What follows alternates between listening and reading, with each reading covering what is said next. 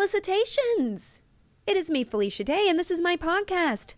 Welcome. I am coming to you from a hotel room in Cincinnati because I am here to attend Cincinnati Comic Expo, which, by the way, I've been trying to get here for 5 years.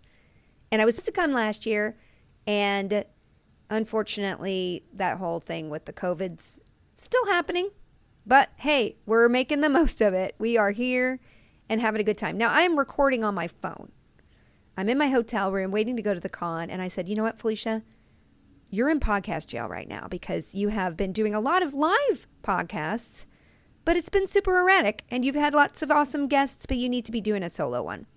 And so I'm here to catch you up on, I don't know, the last 6 weeks, which has been H-E double L hockey sticks.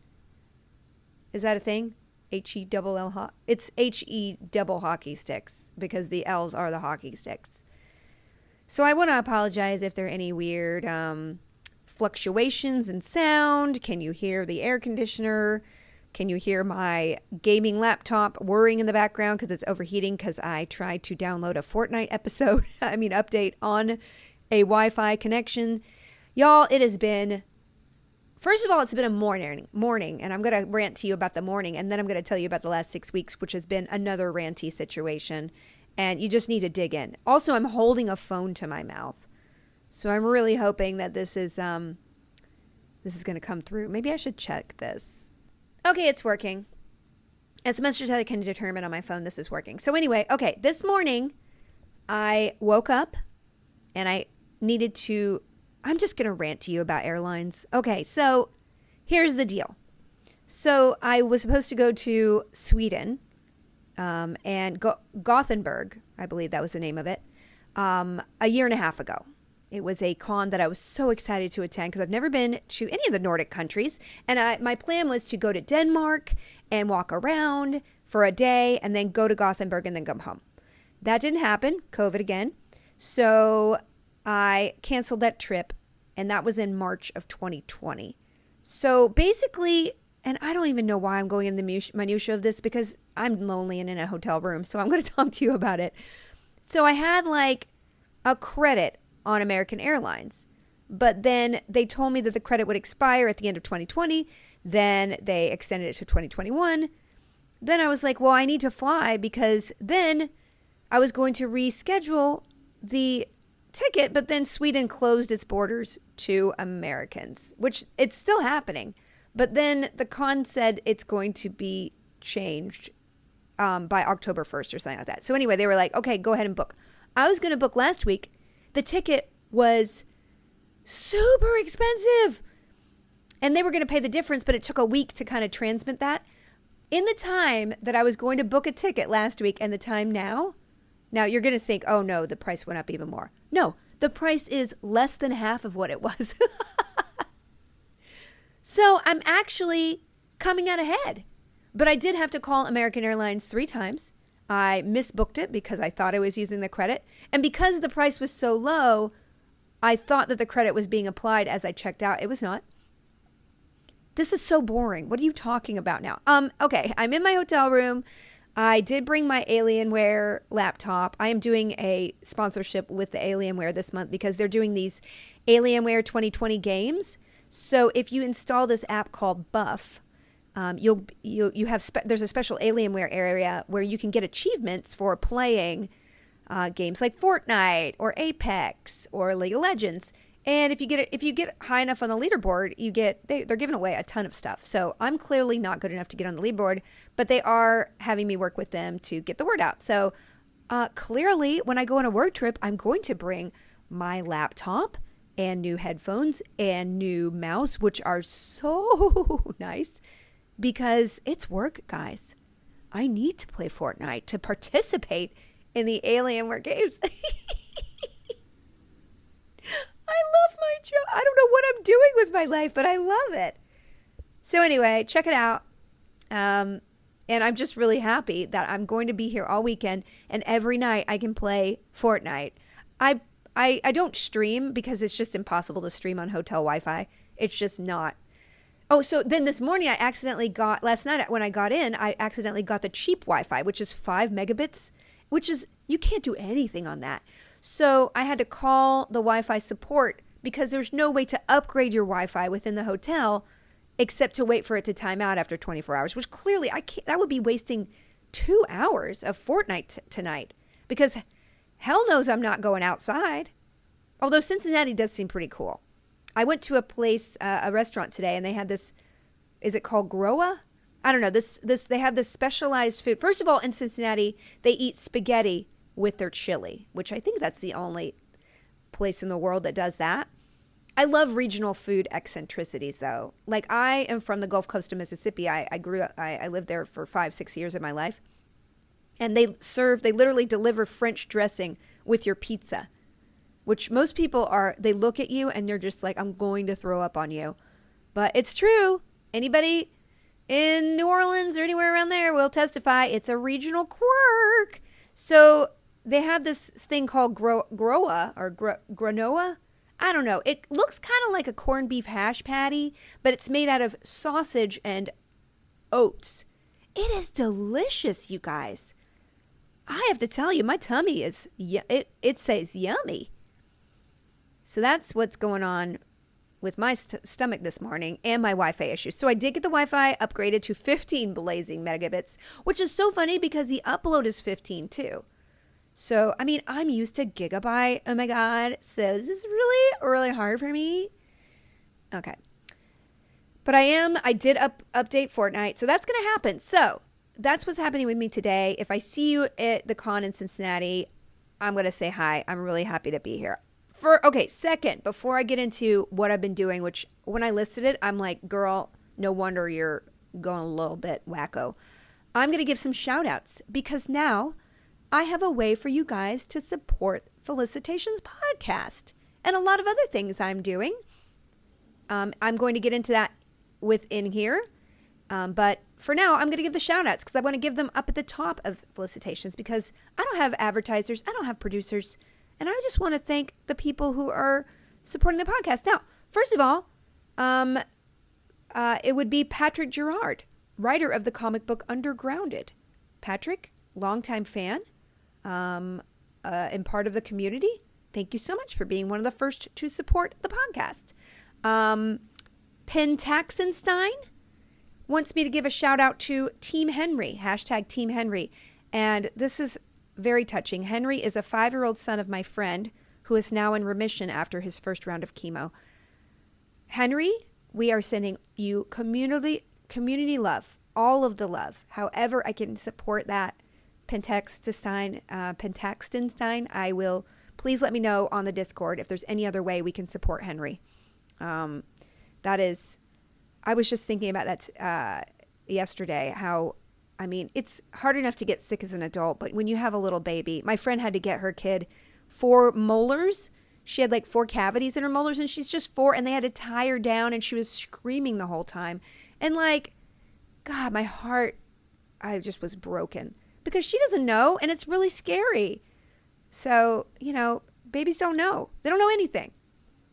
They're dumb in a beautiful way because they're just learning about the world. And that's why anything you put in their mind is 20 million times more formative and they're just so impressionable because they're learning. So it's hard to unlearn stuff. So be careful what you shove in your kids' brains.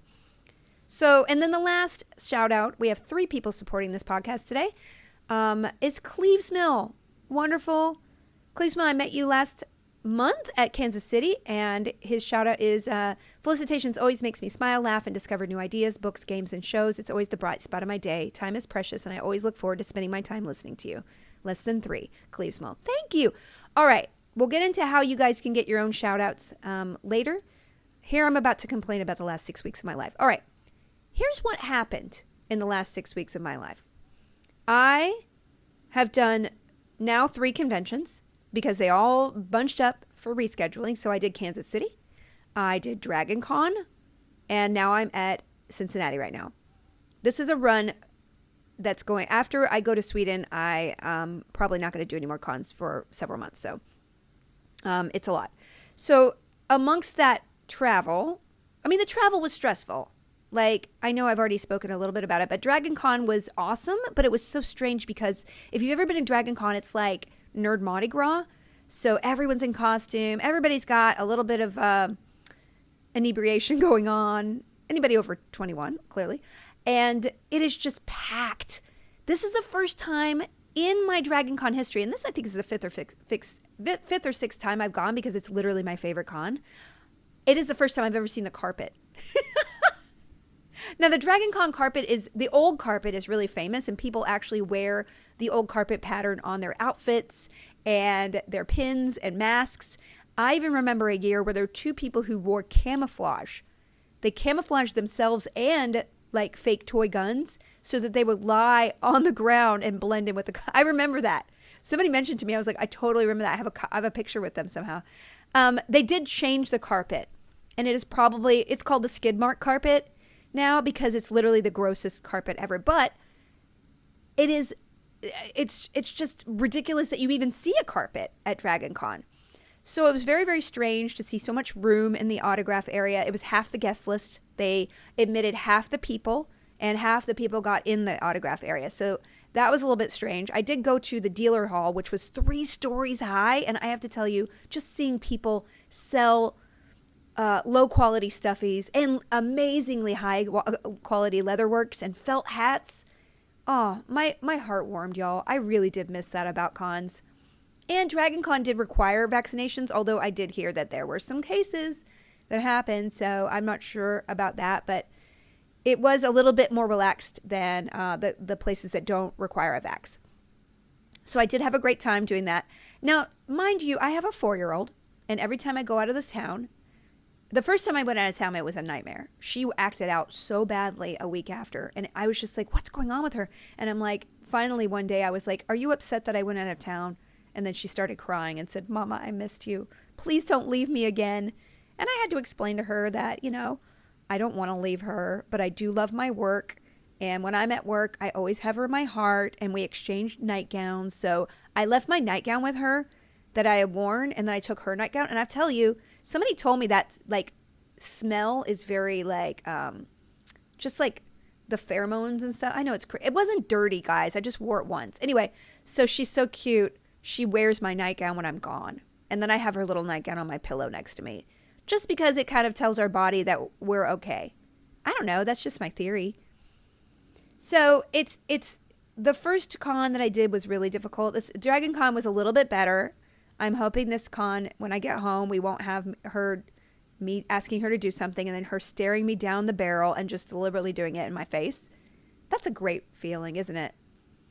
Or just clinging to me like literally I cannot walk down a hallway without, having a child on my leg.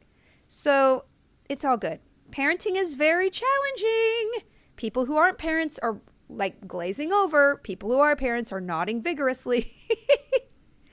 So anyway, amongst all of the convention madness and just getting from place to place and flying and all of it, I have been writing on Mystery Science Theater, which I think I've mentioned, it is a very all-consuming job. We write all day, and then at night, you want to write your riffs in so that you can pitch them during the day the next day. So on MST3K days, I would wake up, take care of the kid, go to the writing room, do the riff producing, go immediately to take care of the kid. She goes to sleep at 8:30, go back to write riffs until 10 or 11, can't sleep because I'm staring at a screen before bed, rinse, repeat all the days.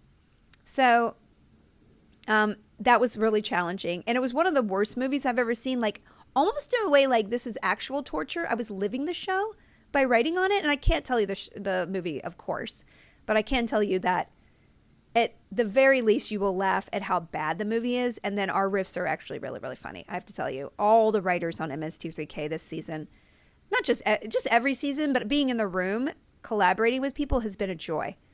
I can't wait for this new season. We're going to be shooting, I'm not going to tell you because it's not my purview. So between that, I did that. And then I started violin lessons and dance lessons, ballet lessons with Calliope. So that's been a lot of work getting her up and running on that. I started doing kindergarten tours, which is a whole new level of hell. I don't know how I'm going to get through this. It's really hard, you guys. So I am touring a lot of schools. I'm touring private schools. I'm touring public schools. I And I'm having some issues myself that I'm feeling like I'm having to work through in order to get the best thing for my kid. So like basically I went to one school and it was a private church school, which is fine. But I walked in and I was like, this is a prison. I can't let my child be caged in this. I mean, it wasn't a bad place, but it was very insular.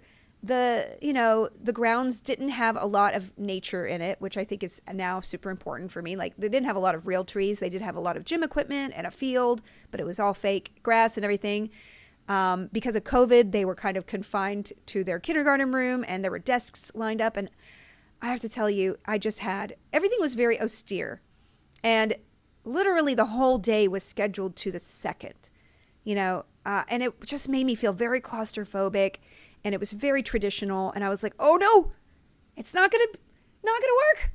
So I kind of had panic attacks like, oh my gosh, I'm going to have to homeschool her. I can't send her to the cage. I'm like, well, maybe she'd be okay there. And then knowing my baby, she's a very free spirit. She doesn't deal with a ton of structure well, but she's very motivated and very bright. So I'm like, okay, I'm going to have to homeschool her. Then I went to a literal opposite school where there's no grades. There's only 8 kids in the class. They go to scuba diving school in the middle of the day. It's just like a dream. But then I'm like, is my kid going to be, she doesn't have a grindstone kind of ethic like I did. So does she need a little bit more structure than the school? Yes, it's really cool. They learn how to scuba dive. Is that going to get her to learn enough math? And also it was like it's like a 40-minute drive from my house every day to and back. And I'm like, okay, not LA traffic. This is the reason why I do what I do, is so I won't commute. Now I'm signing up to commute. So it's just the first 2. I have 10 more to do in the next several weeks. So we'll see. And listen, I know tons of people. Look, I was raised like a wolf, completely unstructured, nothing. My brother and I are both okay, and we're very different people.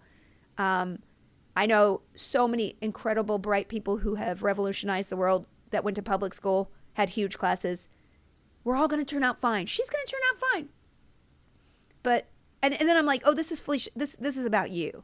This is more about you than about your kid. So what's going to be best for her? Yes, you want a hippy dippy school that she sits in a tree branch all day and reads Keats. That's probably not your kid. So I'm working through it. I might actually go back to therapy to kind of work through some of these issues, because this is a big decision for her and for me, and I want to make sure I'm not interfering. And maybe some help guiding me through that will help. Also, I don't know what kind of person, she's 4. I don't know exactly what kind of person she is. I don't know what she's drawn to.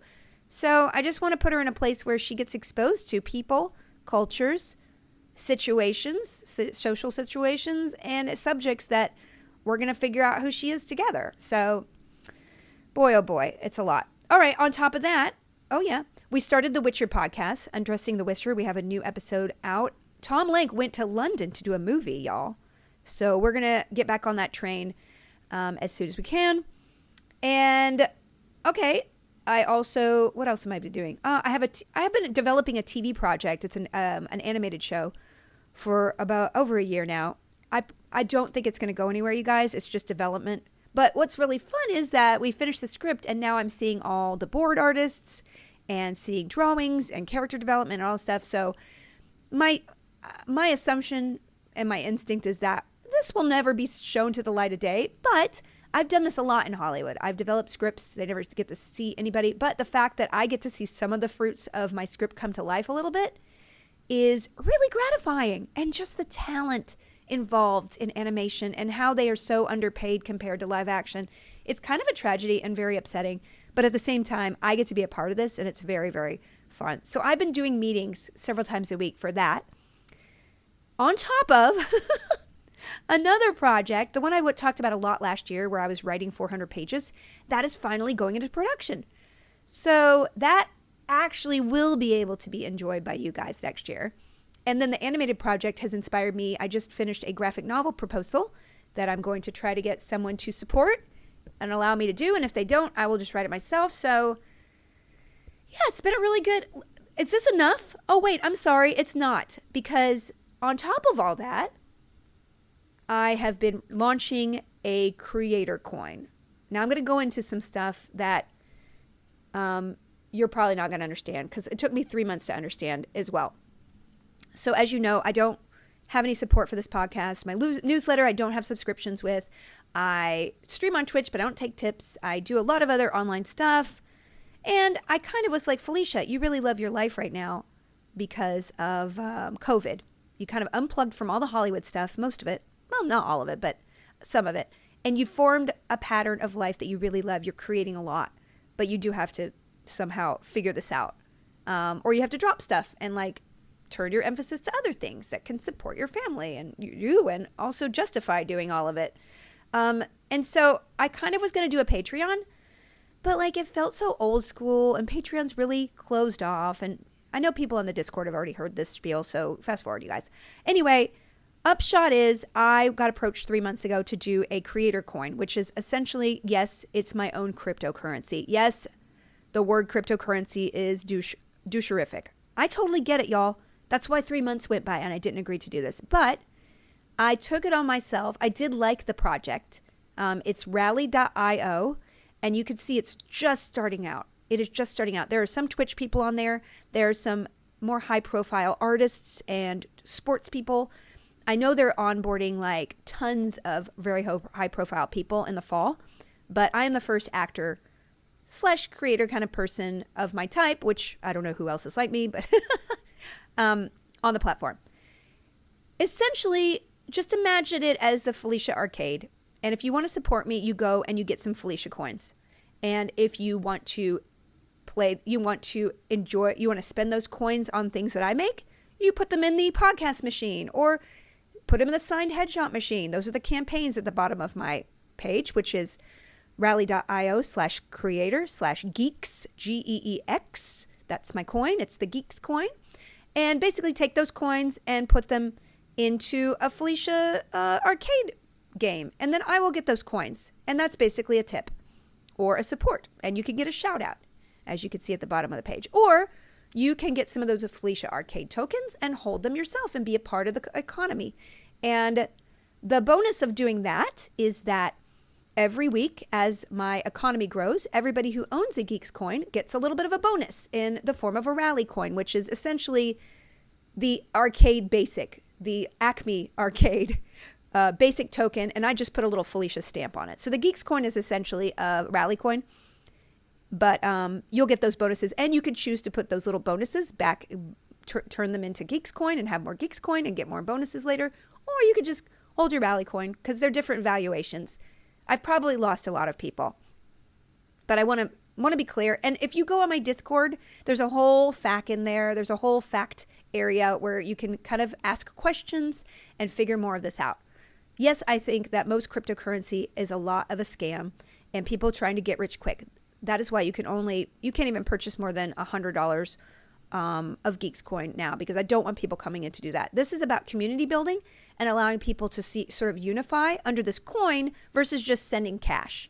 And so you guys, in holding a coin, can come to my Discord, and I have a whole area where I'll be doing live felicitations podcast once a month, and I will then convert that to a podcast, but you can ask questions live and listen to us live. That will be a guest. On another Tuesday, we'll be doing a book club, so it's the Geeks Book Club, the last Tuesday of the month. And my friend Bonnie Burton from Vaginal Fantasy is going to co-host that with me.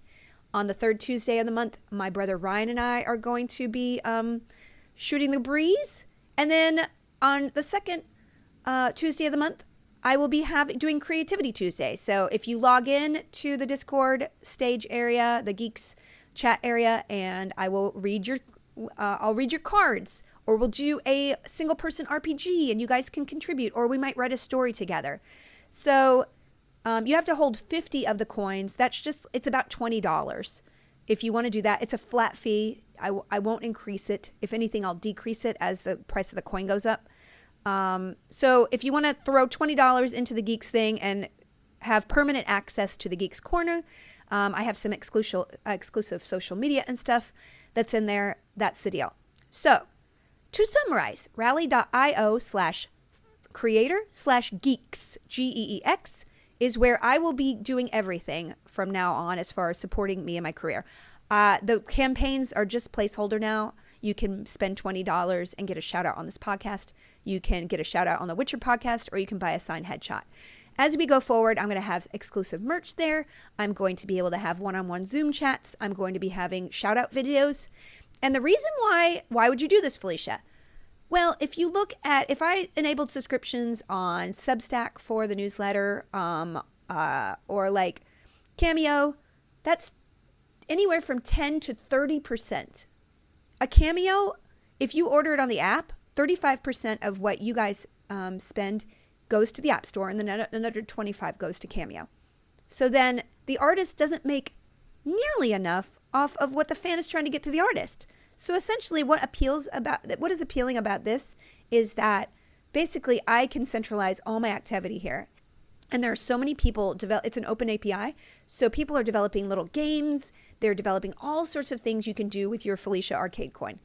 And so I just kind of get excited about it. For the first time, I'm excited about technology.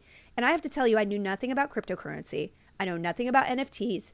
I have been studying it for the last 3 months. I still don't understand 100% of it, but I do understand that the way I'm doing this is not scammy. No one's getting rich quick here, including me, but it is a way to substitute for just sending money to a creator to actually making everybody participate. So if you hold a Geeks coin, then you get a little bonus, and it's not a money-making thing. I promise you. Just think of this as a way to support me. All right. If you have any other questions, just go to the Discord, discord.gg/Felicia Day. We have tons of people there to answer your questions. And, if you have any other comments, I will say right now, I do understand that there is environmental impact with cryptocurrency. And what I like about Rally is it's a side project. So it is based on the Ethereum blockchain, but it is not impacting anything other than a website would. And Ethereum as a token, a cryptocurrency, is going to be changing next year to a non-environmentally impact protocol. So that is why I was approached many times by people in this space, and especially Bitcoin. It has a proof of work that 100% is way too impactful on the environment, and I would never do anything with Bitcoin. I don't own any. I won't own any, probably stupidly. But anyway, so just know that I know that. And any other issues you want to bring up, please bring them up, because I want to consider this from all angles. And any other suggestions you think I should do with sort of this club membership, I would love to hear. I'm doing the Discord. I'm offering all sorts of things. Please let me know what you'd like to do and how to support. All right. That said, that's what I've been working on for the last 3 weeks. And I have to tell you, it's been so frustrating/fun. Because for the first time, I'm getting in there and getting my hands dirty again, just like I did at the beginning of Geek and Sundry and the beginning of the Guild. I'm having to get websites, and I'm having to figure out branding, and I'm getting a logo made. And if you come to a con and you have some Geeks coin, I have a free pin that I want to give you. So please come by and ask for the pin. I can't carry 400 pins or anything, but I do have them. As long as I have them in my inventory, my human inventory, I'll give you a pin if you own a Geeks coin. So what I've been so excited about is just fixing this up. I had to learn how to connect my Twitter and my Instagram to Discord, and I had to program an applet. And it wasn't that hard, but it was hard because I haven't learned a lot of new things lately. I had to do a lot of Photoshop. I had to figure out how to set up a cryptocurrency wallet. I had to learn how to set up the website and the Discord bots and the Twitter bots. And it's just, animations I had to get made. And I've just had to learn a lot of new things. And I realized that is what makes me happy in life, learning something. Remember last year when all I did was study Greek mythology? It was amazing. And I learned something I never knew. I love learning dinosaurs with my kid. I love learning I don't know exactly how a battery is made. How it's made is our number one watch show on YouTube, because we're always like, how is chocolate made in a factory? I don't know. Let's watch a video. And so it really made me feel like I've been stagnant. COVID has really slowed me down in a great way. And now I'm ready to learn again. And I love learning technology. I have so many new logins that I've had to juggle, but I love it so much. So anyway, that's what's been going on. And I really hope that you guys don't have to, you will still be able to get the podcast for free if you don't have the means or you don't think this is a cool idea. But if you do think it's a cool idea, I want this to evolve into a real club type feeling. And it's all going to be centralized on the Discord. But I'm hoping to bring it into real life. So if you have Geeks Coins and I have a con coming up, I can maybe do a coffee meetup or things like that. Just like little ways that community can build between me, but also between people. And I know a lot of people throw around the word community, but honestly, if you know me, and that's why you're here, you know that that's really the most important thing, creating experiences and interactions between people that you wouldn't have unless you like somebody's work. And that really fuels me. And this creator coin is literally a way to wrap it all up in one area. So it's constantly evolving. Consider it in beta. I'm rolling out really slowly, and I'm telling you guys about it only after the Discord and a little bit on Twitch. And so hopefully it'll grow and be cool. All right. That's it. So that has been my week. And is it enough? Is it enough, you guys? I'm tired. I'm so tired. But I have to tell you, I released a newsletter, I think 2 weeks ago. I'm due for another one. And I kind of detailed how I sleep. And I actually, in sharing how I sleep, I was like, Felicia, just follow these rules. And I followed the rules. And I have to tell you, I've been sleeping so well, even though I'm stressed out. I mean, sometimes like the night before I launched the coin, I got stressed out. I got stressed out before I have to leave on a work trip. You know, those are just natural things I'm just not going to get over. But I make sure I don't have a chai that morning. I make sure I don't look at my screens. And I listen to my meditation tape religiously every night. And I have to tell you, whew, does my skin look good? All right, let's do some questions. Oh, and Sean Sandalooky my amazing mod for the podcast, told me that we are short on questions now. So if you guys have any questions, send them on Twitter with #felicitations or leave them on the Discord with the #felicitations or @felicitations. And Sean can vacuum those up and put them in the wonderful spreadsheet he helps me with. All right. I've been listening to podcasts, and I've been listening to a lot of podcasts on cryptocurrency because reading about cryptocurrency makes me glaze over. So I will shout out 2 podcasts I've been listening to that are really interesting.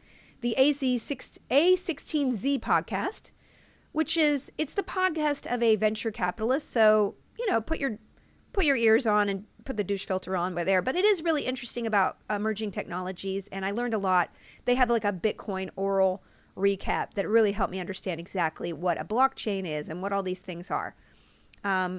I have to tell you, 22-year-olds probably understand this way better, and that's where the world is going. If I didn't believe the world was going this way, I wouldn't do this. I know that there's a big bubble and it's going to burst, but I do believe the long tail of it is awesome, and I do think that the way that creators can support themselves is really cool this way. So that's why I educated myself. And then there's also a YouTube person named Crypto Casey, and she has a podcast, Cryptocurrency for Beginners, but she also has a YouTube channel called Crypto Casey, and highly recommend her explanations of all things. I promise you I had to review 2-3 times when I was listening to what an NFT is and all that stuff. But, you know, might as well know a little bit about it because it's happening around you. And it's better than going, it's just dumb. You know, make sure you know about it and then say it's dumb. That's my new philosophy. All right. So stuff that I've consumed. It's been a lot. It's definitely piled up. I'm sorry about that. And I'm also sorry if I pop any peas or any... This is a travel mic that I have on my phone, and it's a nice, crisp, clear sound, but it could be a little creepy for anybody. So just turn it down and know that this is an exception, and I'll get a little pop filter or something. I don't know. Stop saying P words. Ugh. Books. I read a lot of books.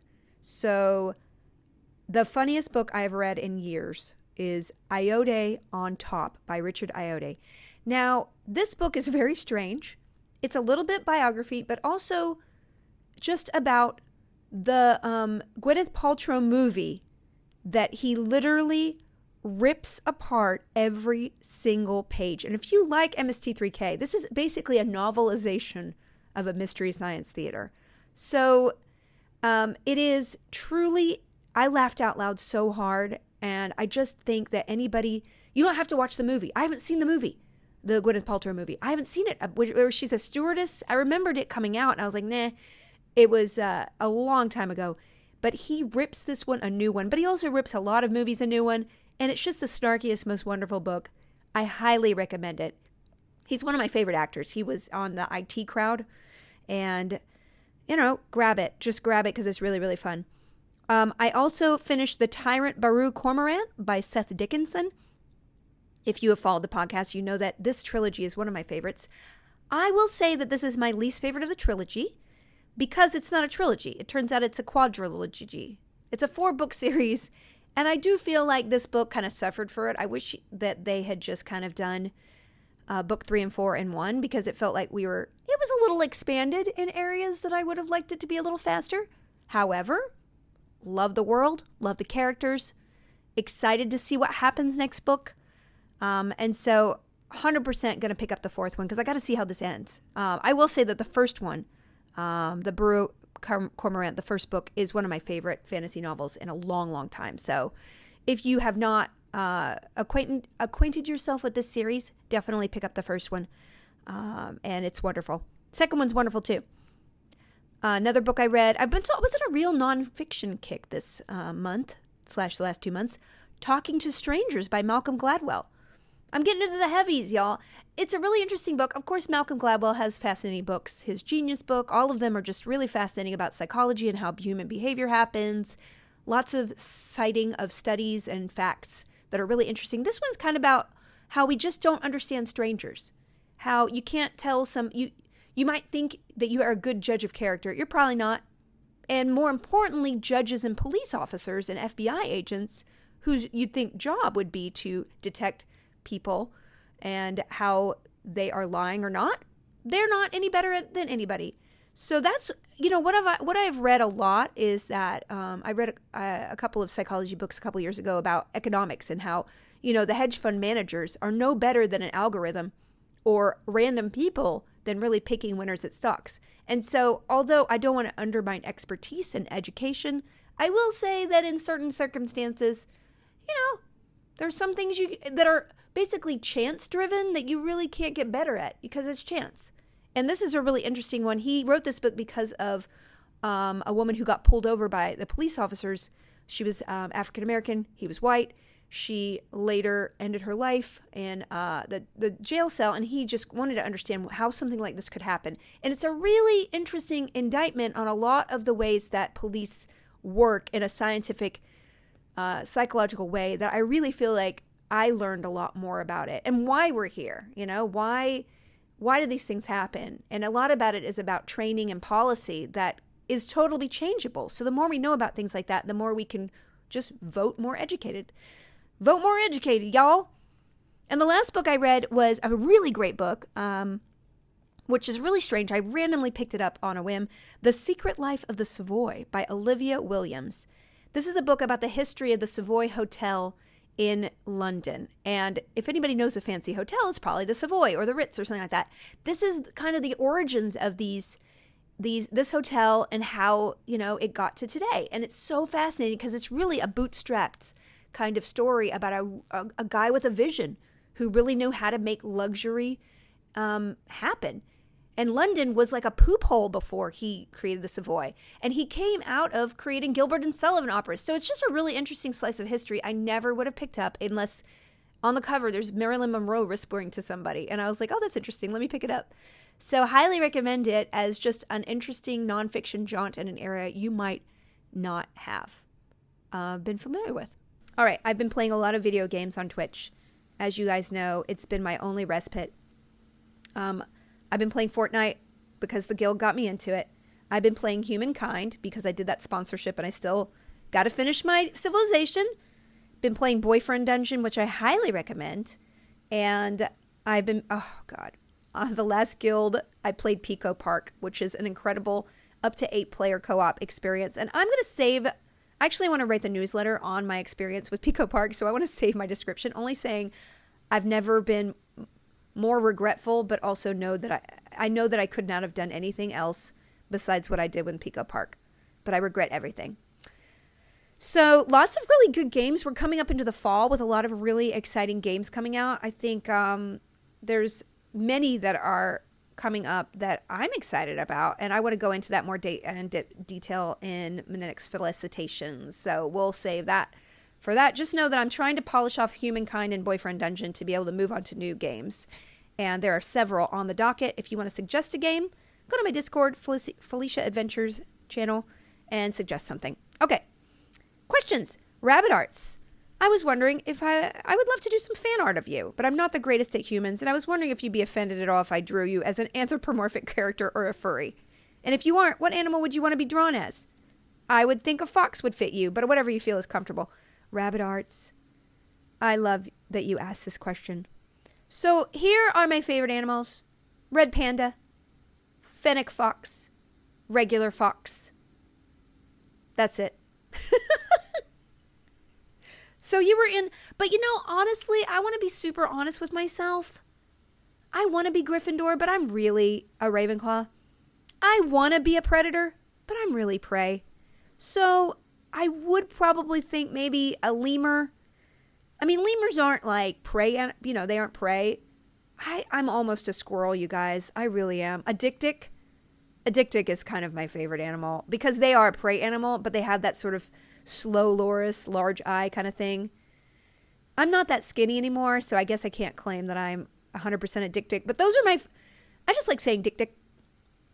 Okay, fennec fox, red panda, dik-dik. Those are my favorite animals. Get on it. Rabbit arts, please share it on the Discord. We can't, it's not respectful to say totem animal anymore. 100% I understand that as because it's appropriating tribal religion and kind of, negating that. That was something that someone taught me on Twitter several years ago. And so I'm really super conscious of that. Thank you for that education. But I do feel like we all should know what animal represents us best so we could tell people what we like in order for them to give us gifts that are not candles or gift certificates for our Christmas or birthday. So dik-diks, red pandas, fennec foxes. Okay, Queen of the Fae. Hey, Felicia. Obviously, stories of all kinds play a pretty big role in your life, both in your job and in the things you spend free time on. Which stories, movies, shows, books, or etc., you really connected with and seen yourself in? Oh boy. Well, I will start with the OG, which would be Anne of Green Gables. And Toronto Gal, shout out to T-Gal, who shares my love. She's one of my mods, shares my love of Anne of Green Gables. To the point, though, y'all, I was so obsessed with Anne of Green Gables. I had a VHS, I'm that old, VHS of the Disney, the miniseries with Megan Follows. I wore it out. I watched that and Bringing Up Baby to the point where I broke VHS tapes. That was before DVDs, guys, okay? Yes. I think DVDs were out, but my mom just gave me the VHS because we didn't want to spend money. We didn't have money. So I loved Anne of Green Gables so much, y'all, that when I was 9 years old, I prayed every single night to Jesus. I did. From a religious household, I did go to 1 year of Lutheran school, and I write about that in my autobiography where they burned money in church. So I knew about Jesus, and he wasn't a friendly Jesus or a God that I had learned about in first grade, the half of first grade that I went to. But I did pray to God and Jesus to please change my eyes green and my hair red so I would be like Anne of Green Gables. And I named all my dolls Anne, and I read Anne of Green Gables obsessively. And I want to tell you something. I had blue eyes up until I was 11. So I think that mean Jesus gave me green eyes. And Ms. Clairol gave me red hair. I mean, my hair was reddish brown, but I wanted it to be like carrot red. I wanted it to be like carrot red. So that's what happened. I mean, what other stories? I guess it's so funny that I think the distinction here you're asking is what have I seen myself in and what have I not? What have I enjoyed? I have to tell you that one Brie Larson show. Okay, this is actually very interesting. The Brie Larson movie that kind of hit her career took off of, where she was locked in a room. I was not abused like that, you guys. I want to be very, very clear. There was no abuse. But them being locked in that room and raised, it was a very terrible movie about a woman and her children who were basically locked in a shed for years until they could escape. That movie, kind of, when I was a little kid, I was so lonely that movie kind of triggered something in me where and of course I was not in a cage, but I felt like it was in a cage because I just didn't have any friends. And so I felt in those scenes where they were in there, I felt like a weird callback to the house that I grew up in when I was super isolated and homeschooled it was like 4 or 5 years where we just didn't really have a lot of outside contact. And I felt that was very visceral to me. So yeah, I don't, this is a weird analogy. I guess you're just saying what triggered something in me that really didn't have anything to do with the movie. And that would probably be it. Because I did feel like I wanted to get out so badly. And that's kind of one of the factors what I want to think about with my kid. I think homeschooling is great only because that's the only thing I knew. But then I remember being so incredibly lonely and sad. And I would formulate plans every week on how I could get out of my house. Like I would track down like college programs where kids could go at 14 and leave their parent. Like I was so focused on just escaping that there was some kind of weird, that claustrophobia of that movie. It was only the claustrophobia, not the circumstances. My mom and I was not abused. My mom and dad were so loving. But my mom, it was very isolating. And to the point where a couple of years ago, it was very isolating. And so that's a little bit dark. I don't know why I shared that, but since this is my phone, I can't edit it. So just know that I did not have an abusive childhood. I had a wonderful childhood, but had a lot of loneliness and isolation that probably wasn't the best for me. Or I would like to not give to my kid. All right. Next question.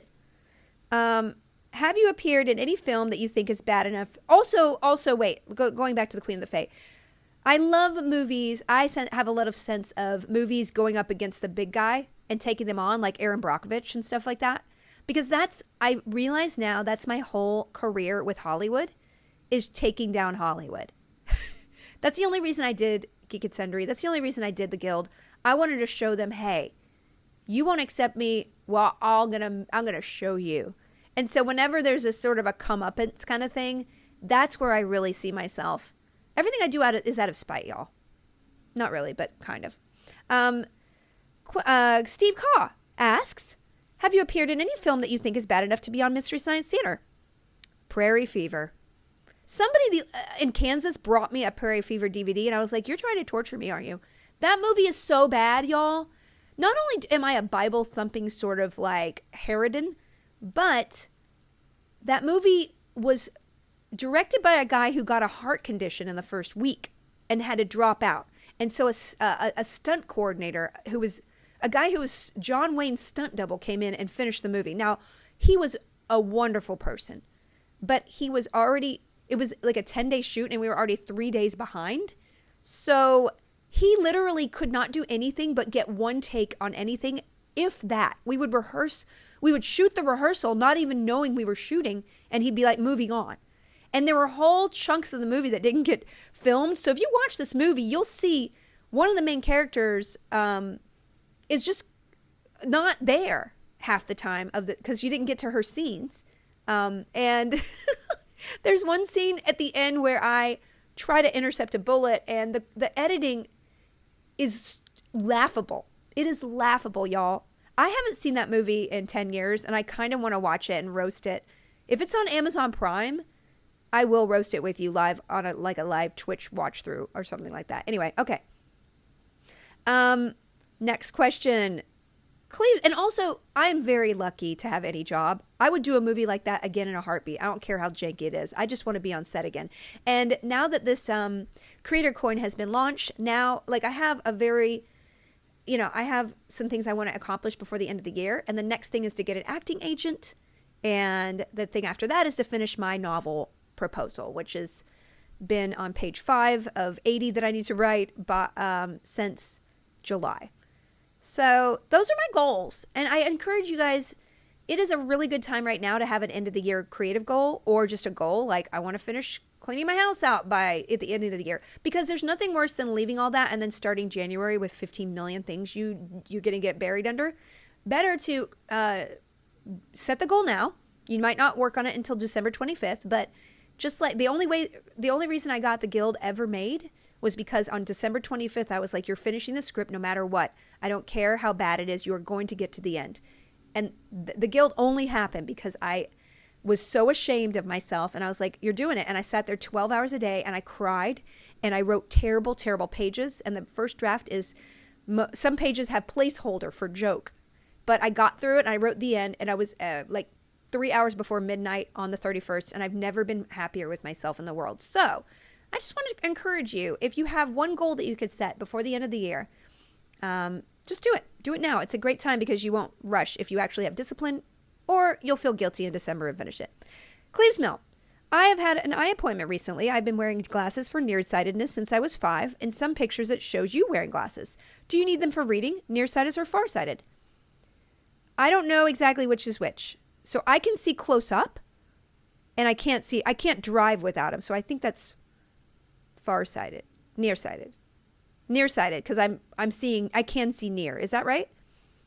I remember distinctly not knowing that my eyesight was not good, because I was probably like, boy, I have to say like 18 before I realized, oh, most people can see leaves on trees. I didn't actually realize it because I didn't drive. My mom did not let me drive. I had to fight to get my license at like 19.